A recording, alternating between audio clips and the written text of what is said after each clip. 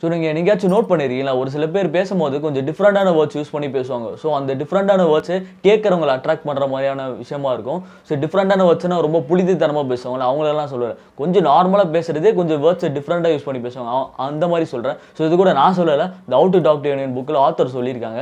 So என்னோட எக்ஸாம்பிளில் பார்த்தீங்கன்னா, நான் வந்து யாருக்காச்சும் ஒரு ப்ரொஃபஷனல் லைஃப்பில் ரிப்ளை வரலன்னா எப்படி கேட்பேன்னா, உங்ககிட்டேருந்து ஏதாச்சும் எனக்கு அப்டேட் இருக்கா அப்படின்ற மாதிரி கேட்பேன். ஸோ ரிப்ளைக்கு பதில் அப்டேட்ன்ற வார்த்தையை மாற்றி யூஸ் பண்ணுவேன். ஸோ ரெண்டுமே ஒரே மீனிங் தான். ஸோ வேர்ட்ஸ் மட்டும் டிஃபராக இருக்கும். ஸோ இந்த மாதிரி யூஸ் பண்ணால் கொஞ்சம் என்ன சொல்கிறது, மற்றவங்களுக்கு கேட்கும் போது நல்லாயிருக்கும் அப்படின்ற மாதிரி ஆத்தர் சொல்லியிருக்காங்க. ஸோ இது வந்து ஒன்லி ப்ரொஃபஷனல் லைஃப்பில் மட்டும்தான் இல்லை, பர்சனல் லைஃப்பில் லவ் லைஃப்லையும் செட் ஆகுன்ற மாதிரி சொல்லியிருக்காங்க.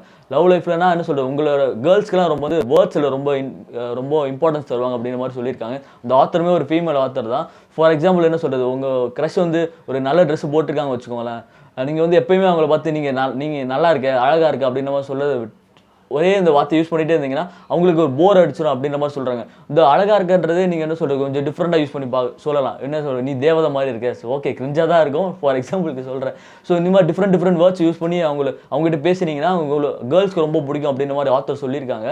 ஸோ இப்போ ஆத்தர் சொன்ன எக்ஸாக்ட் டெக்னிக் வந்து உங்கள் ஸ்க்ரீனில் வரும். அதை யூஸ் பண்ணிவிட்டு ஒர்க் அவுட் ஆச்சுன்னா கீழே கமெண்ட்டில் சொல்லுங்கள். உங்கள் க்ரஷ் கிட்ட யூஸ் பண்ணிவிட்டு பிளாக் ஆச்சுன்னா நான் பொறுப்பு இல்லை.